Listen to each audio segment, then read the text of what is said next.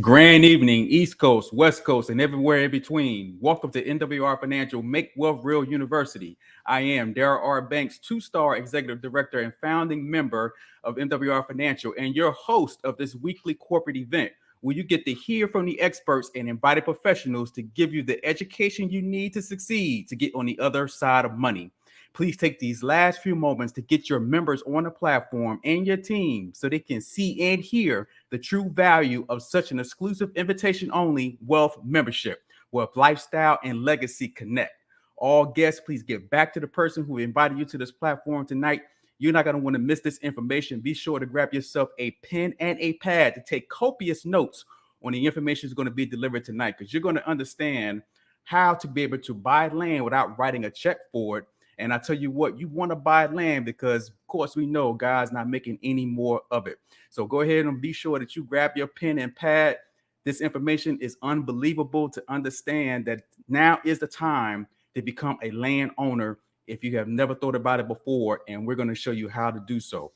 Listen, if you have not already registered, be sure to register for our Go Beyond Virtual Leadership Conference at makewealthrealevents.com, makewealthrealevents.com. If you've already purchased your ticket, it actually includes both functions, which is our MWR 2024 Atlanta, Georgia Ignite event on 11/4. So be sure to go ahead and get yourself involved in both of these two outstanding events that are coming up very, very soon. Be sure to register at makewealthrealevents.com. Get registered for that event, guys. We're looking forward to a phenomenal time online sharing this information with you all. So once again, welcome. Let's see who else we have out there in the city and states that have joined us from across the country. We got Columbia, South Carolina. Welcome to the platform. Georgia in the house. Welcome to the platform. We got a lot of new people who have joined this amazing opportunity. Welcome. Fairfield, California. Welcome. Fort Stewart, Georgia, welcome to the platform. Somerville, South Carolina, welcome to the platform. Greetings from El Paso, Texas, welcome to the platform. Pittsburgh, Pennsylvania, welcome to the platform. Newton, North Carolina, welcome to the platform. Guys, we got people chiming in from all over the country. Continue to keep on chiming in, but let's go ahead on and get to the man at the time now. This gentleman you're going to want to hear from. Now, he brings more than a decade of success in the financial services space. He has become a licensed financial consultant and expert in the area of investments and the lead consultant of our MWR Multiply Cash Flow Division. Ladies and gentlemen, please help me welcome to the live Mr. Cord Burner. Mr. Burner. Mr. Darryle, can you hear me? Man, one thing I say is that we can do this business from anywhere. We appreciate you. We can see you. You're looking great, and the live is yours. Thank you much, Mr. Banks. As always, the most generous introduction. As you guys can see, I'm not where I intended to be. Right, I'm in the car. What's the saying? Man makes plans and God laughs. That's kind of a little bit of what's been going on today. But I know that land banking, not only is it one of my favorite topics, but it's something to where the world could get in my way and it didn't matter, right? I was going to tear through it just, so that I could share some of this information with you today. I truly believe that not only is it life-changing, but it's personally changed my own family's life. I've seen it enhance and change the lives of many of the MWR members that have taken advantage of land banking. So for some of you guys, what this, you've heard this concept of land banking. For others, this is going to be a new concept to you. And what I find that's interesting is that land banking, it's referred to as an alternative investment. And I have to think about truly who is it alternative to? And what does alternative mean? Alternative means to go against the norm. How did we get to a time to where money invested in the market was more normal than buying up an asset that was here long before us as people? Wealth, land banking has been fought and died for and purchased, right? We've seen a lot of things happen to acquire land over the years. And just like Mr. Banks said, the best, God's not making any more of it. Now we're going to talk about how to do it the right way, because you can land bank in the wrong way, right? You can buy land in Nowheresville, USA, but with the experts in the team, our research and development team that goes out, acquires the parcels and brings that to market, guys, they have, the way that they look at things is so amazing, right? I get to, this coming Thursday, I'm going to be flying into the area. I'm going to go and look at many parcels. So you guys that have parcels, just know I'm going to be taking pictures. We'll post it. We'll send it to you as well. That way you guys can see the area and the progress. It's been, 12 to 24 months since I last was there.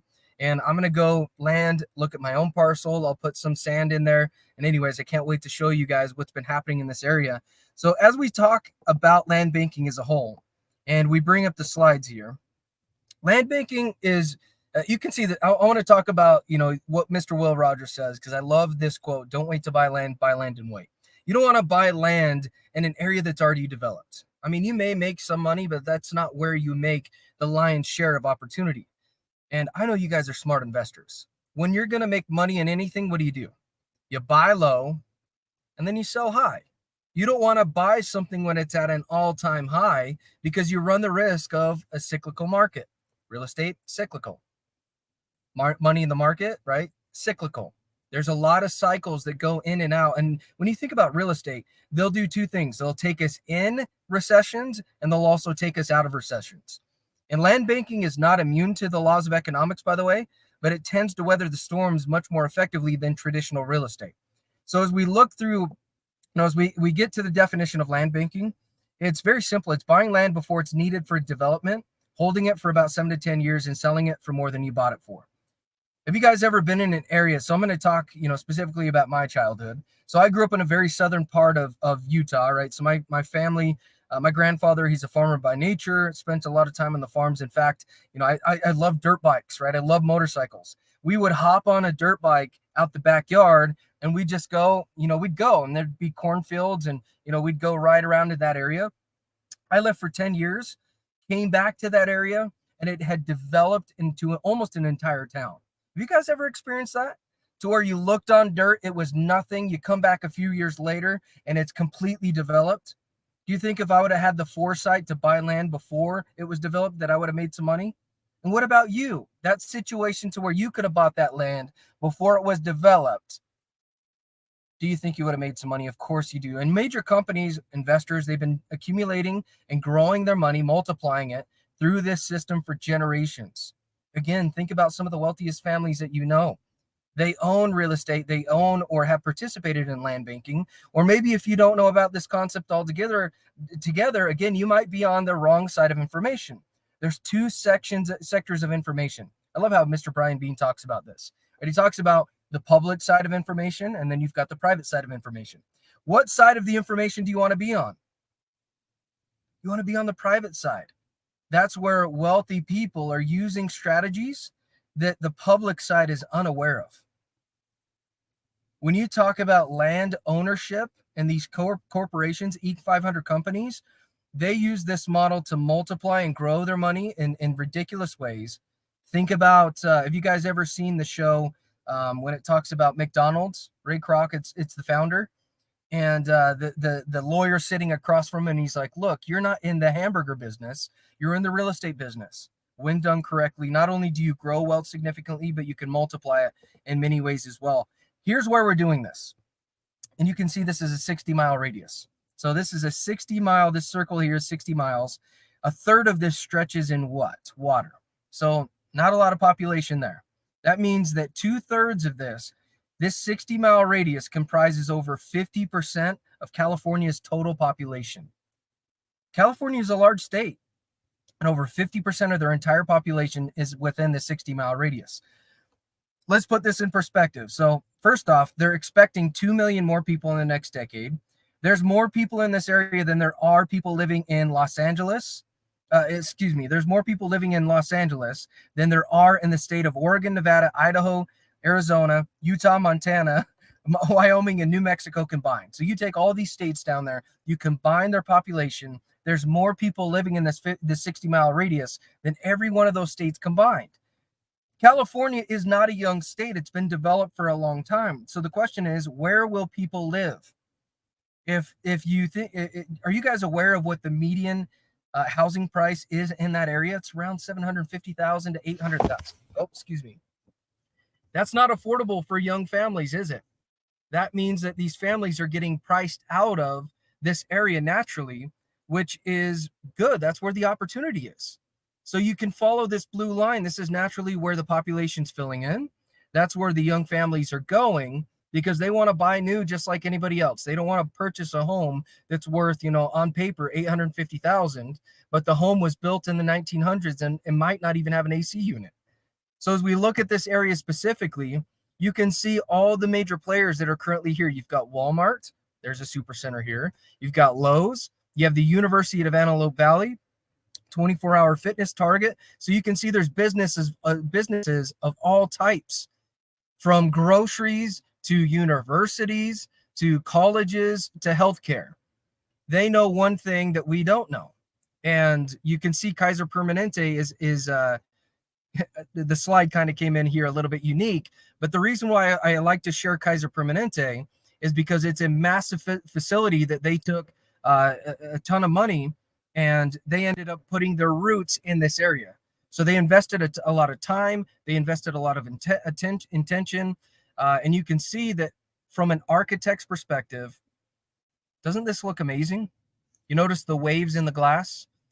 That's designed to harness natural energy to where they can use that to light up facilities, right? So the less expense that they have for lighting the facility, they've also got natural energy resources that will capture the wind that goes back and forth in that area, and they use that to power the facilities. So if less money is going to power the facility, they can be what? They can redirect those dollars to be more innovative. They've got the courthouse here that's on the bottom side. The city the city in this area, the local municipalities, they invested $230 million for this courthouse, and there's now 2 in this area. Walmart's, there's 5 super centers. Does Walmart do a pretty good job from a research and development perspective? Are they pretty good in their business model? There's thousands there's thousands of Walmarts across the country, and I have yet to see one Walmart close its doors. They know what they're doing. They know the client that they're serving. They know when they need to get there. They know the stores that they need to open. So if there's 5 in this area, they may know something that everybody else doesn't know. You want to ride on the coattails of people or companies that know exactly what they're doing and are investing millions of dollars to make sure that not only is there success, but let's just look at, Walmart as a country. They'd be ranked 19th in the world. And you can see there's many recognized brands here as well. We've also got this gentleman. Anybody know who this is? Of course, he needs no introduction. This is Mr. Warren Buffett. This gentleman is recognized as what? Knowing what he's talking about. He's one of the most astute investors in the world. He's done a very good job. And he's got a subset of rules, effectively disciplines, that he'll invest on. And if you guys read his biography, he's got 2 rules. His first rule is what? Don't lose money. His second rule is refer back to rule number 1. So what I like to point out here is that there's $2.5 billion of his own money that he invested in a solar project here. It's a B, right? 2.5 with a B, $billion. There's also, he also spent $230 million on an acquisition of a 10% stake in a company called BYD. That's Build Your Dreams. They're an electric bus manufacturing system that's out there. And he spent a lot of money investing time and energy here. So again, he makes his bets based on certainty. He doesn't just, invest in any company. He looks at them from a stability perspective, as a cash flow, perspective. So if he's putting in billions of dollars, he's got an idea of what's going to happen in this area. You also have the Kaiser High Desert Regional Healthcare Center. So this is a building that it received the LEED Platinum certification. It's effectively a green energy bill. This area, they want to become the green energy capital of the world.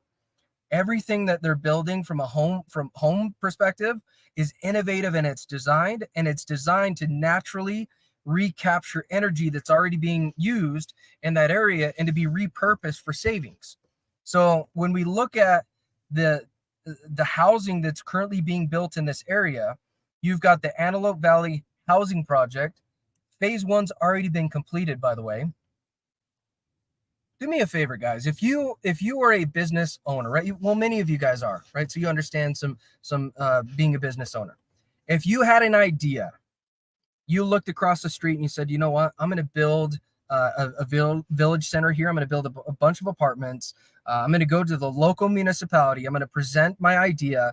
It's going to get passed. And when you get the idea from to where it's in conception, right? You're thinking of the idea, you bring it to the marketplace, and that idea is sold within 72 hours. Would you probably do it again? Meaning that you're selling a bunch of your idea, a bunch of housing and apartment units. You're thinking that your turnaround is going to be 6 months and it was completed within 72 hours. Are you going to be incentivized to make a phase 2 of this or duplicate the process? Of course, that's what's happening with a lot of these housing projects. Is not only are they introducing housing ideas, but again, we've got 2 million people they're coming into this area, and they need lodging, they need a place to live, and they want to live in places that are a little bit more up to standards, right? They're new projects, they're new homes that have all the amenities, all the good technology that's been really created in the last couple of years. And we're going to talk about them here in just a few slides here. This is something that also caught my eye when I was investing my own money into this. As again, I told you, I put my money where my mouth is. I'm one of those guys that if I share something with somebody and I believe that it's good for them, it's equally or even more importantly, it's better for me. If you guys get the idea. So I'm somebody that when I share something, I'm doing and adopting it as well. And when I learned about the high-speed rail system, if for my travelers out there, if you guys have been to Europe, if you've been to Asia or anywhere outside of the US, you know that our transit system is really archaic. I mean, we're kind of in the Stone Age. It's a little bit of embarrassing, right? For being a country that's dominated its space for so long, our transportation system is behind the entire world. And what we love about high-speed rail systems or bullet trains is this system is designed to go from the top of Sacramento. You can see there's a stop in San Francisco as well. But what I like to point out here is you notice that blue line that connects to Palmdale? That's the area that we're talking about today. So you've got a line that connects to the City of Lights, Las Vegas. Pretty fun to go and explore there. We were recently there for one of our major events with MWR Financial. Now LA, the Las Vegas folks, the City of Light, has a transit system that can go directly into California and vice versa. Imagine if you live in this area. You get off work, you go and do dinner, you hop on the speed rail system, and you're in Vegas for the night. When you're done, you hop on the high-speed rail system, and then you're back sleeping in your own bed, right? There's a lot of good things that are happening there. And what I love about this as well is the project officials have not only confirmed that this is being built, but Mr. Richard Branson, the billionaire, the guy that owns Virgin Galactic, Virgin Air, Virgin Mobile, he's recognized as they call him Mr. Midas. That's kind of his tagline. Everything he touches turns to gold. So he's a brilliant businessman. He's got a personal interest in this. He's put his own money into the project, as well as you've got Brightline. They've already confirmed the approvals, as well as they've got a federal route that's going to have an 185-mile route. So this is something that was really, awesome. It kind of caught my attention as I'm thinking about, hey, I'm going to put my own money here. What are they doing that's innovative? They're connecting one state to the other to where you can get around the state very quickly. Northrop, they've got some major weapon systems that's out here, right? You've got 100 long-range bombers that are being built over the next decade. This supply, right? So these long-range bombers introduce 6,000 new aerospace jobs into the marketplace immediately. Have you guys ever watched the show Field of Dreams? They've got a saying in there that I love: if you build it, they will come. Are you guys, I think you guys are with me that if you're building a stealth bomber, those are highly specialized jobs. You can't just have somebody come off the street and be able to build a plane of this, just this magnificence. I mean, it's something that it takes a lot of specialized skills. So that means they're gonna have the compensation to match the skills. So if you've got highly compensated individuals that are being drawn to this area, naturally they're gonna want what? Homes. They're going to want to live directly, near these highly specialized opportunities. You've also got NASA, the Air Force, and the Navy. They're redesigning these major weapon systems, and they've got a lot of activity that's happening in this area. Amazon, they recently closed on a 1 million square foot facility out in this area as well. So they see the value. They know the people are coming here. They're going to have the jobs to supply the sheer force, the workforce that's coming in, that's moving into this area, which is really exciting. We've got the KB homes. These are the homes that I was alluding to earlier. They've got photovoltaic roofing panels. For you guys that may not be aware of that, what that is, I'm gonna explain that here. So what do we love about solar?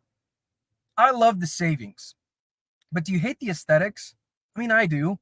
It's like you look at a home and it's not pretty. You can tell, you like the savings, but you don't necessarily like the aesthetics. The photovoltaic roofing panel removes, kind of the aesthetics, the ugliness about them. You get the benefits of having the solar and the energy savings, because what? They look exactly like roofing panels. So you look at a home, the top of the roof, you wouldn't even know that those tiles are absorbent, right? They're solar panels. You've also got purple pipe water reclamation systems that will recapture that energy, right? And it saves every family roughly about $400 a month. That's a lot. Were you guys aware that most families, when they file for bankruptcy, it's over a $500 a month discrepancy? I mean, that almost solves it all together. They only need $100 more on a monthly basis to get where they need to be financially. Of course, that's assuming they're making good financial decisions. But as we look at some of the facts and evidence that we talked about today, we've got a study that was done by a third party to where they talk about 9,000 properties that were sold over a 17-year period. You guys remember 17 years ago? What happened? There was 2007, 8, and 9, which is notoriously recognized as one of the worst times to be a real estate investor and or to have money in the market. But even during this time frame, what's unique or interesting about this is that the average annual appreciation rate was 24% on these properties, and the average hold period was 3.7 years. Now, I'm not promising that you're going to get a 24% return on your purchase, but just go look at the testimonial page. We've had people get a 45% return in a single year on this. Now, past performance is not indicative of future results, but if something's happened in the past, could it happen in the future? So let's just remove, 24% off the table entirely. If you had a 12% return, if you got half of what it's done over the, that 17-year time frame, would you be pretty excited about 12%? The industry standard for investments altogether is right around 7 or 8%. So if you get 12% from this, you're way ahead of the curve. Land banking is right for whom? So for you guys that, again, this may be a new concept that's introduced. Who could this be right for? Maybe you're the person that's been looking at the stock market as of late, right? You're on refresh. You're looking at the S&P 500. It lost 2,000 points in a couple of days, and you're worried about where your 401k is going to end up at the end of the year or the next couple of years. Now, again, land is not immune to the laws of economics, but it tends to weather the storms more effectively. It's tangible. It's something to where it's not here one day, gone the next. Have you ever felt like that within like your stock purchases or your 401k? It's like, gosh, I know that I had $100,000 yesterday. Now I'm at 90. What happened? So this is a great way to balance your portfolio to where you've got tangibility as well as you've got money on the other side. So now you've got a true balance to your approach. And maybe you're a person that's recovering from a stock market loss. What I love about the research and development team, they buy parcels 20 to 40% below current markets. So they've got strategies, they've got relationships, they know how to negotiate, and they bring it to the market 20 to 40% below what's currently being sold in that area, which means you've got what? You've got room for error. If the market does go in a negative direction, real estate, you've got a 20% or a 40% buffer. And then when the year it turns around, again, you're in a winning position. So it could be for somebody that's needing peace of mind about retirement. Maybe you don't understand your 401k. Not very many people do. You ever read a prospectus on a mutual fund? It's terrifying. I'll tell you what. I mean, if you want to have a story that'll put you to sleep, write a good night story, feel free to read one of those. But, this is what, maybe you've got a 401k, an IRA, money that's sitting in a savings account. All you need is as little as $40,000 to participate in land banking altogether. How can you land bank too? There's many different accounts here. You can see cash, a SEP IRA. Maybe you've got a simple IRA. You can fund the purchase through trusts. You've got retirement accounts, 401ks. We talked about IRAs. You can use 1031 exchanges as well. That's been, something that's really been helpful for a lot of people that are offloading real estate. Real estate, most people would agree, is close to an all-time high. When do you make money in it? How do you make money in anything? You buy low and you sell high. So if you're holding on to that piece of real estate, or maybe you just liquidated and you're looking for a way to 1031, meaning taking your taxable liability and purchasing something that you understand and helping remove some of that taxable liability, this could be a great option for you guys, for that individual as well. So the idea here is to make sure that you never say this, and I know that we've all been victim of it. I've been personally, I've said this many times in my life as well. If I had known then what I know now, life would be different today. Right? If I would have known about land banking 10 years ago, how much different would my life be financially today? If I would have known to buy that land before the development came in as a kid, right? Before that development came in on that dirt, that cornfield that we used to play in, life would be so much different. That's what's in front of you today. So if you've ever questioned, well, is land banking right for me? Give us a call. Schedule a consultation. We'll ask you some questions. I'll tell you that roughly about 10 to 15% of all people that call in are typically qualified, and I'll say only about 10% of them does it meet, does it really run in line with what their goals are long term. So you gotta give us a phone call so that we can help you figure out the madness and to determine whether it's going to work for you. Many people, they're saving money and they have no idea how it's working for them or hurting them. So we want to help you find that out. What's the next 10 years going to be like for you? Are you going to be somebody that takes advantage of this, of land banking, where you made the decision and 10 years from now, you're thanking yourself for making the decision? One thing that I didn't talk about that I left out on accident is that the Olympics are coming to this area in 2028. What's amazing about the Olympics? I mean, think about it. You've got countries and people that have been working their entire lives at a specialized skill, and they are the best of the best in that country. So you've got US, right? So we've got a pretty good population. You've got people that'll go to the Olympics, are the best of the best. You've got Asian continents, you've got Russia, right? You've got people that will meet and they'll, compete against each other to see what country really is the best of the best. That's coming to this area. What happens when the Olympics comes directly to an area? Well, the area gets a facelift because you're now on the eyeballs of the world, right? You're being televised to everywhere around the world. So naturally, they want the area to be good. They want it to look good. When you're on vacation at an area that is nice and well put together, you tend to spend a little bit more money than you would have otherwise. I know I do. You go to an all-inclusive, you're having a great time. You want to make sure that you're carrying that feeling throughout the entire vacation. Right? People are willing to spend in areas that look good, that have nice, facelifts. That's what's happening in this area. So guys, dreams don't work unless you do. Knowledge does not equal understanding. If knowledge equaled understanding, I think we could all just read books about how to ride a bike. We'd hop on a bike and just be able to take off, right?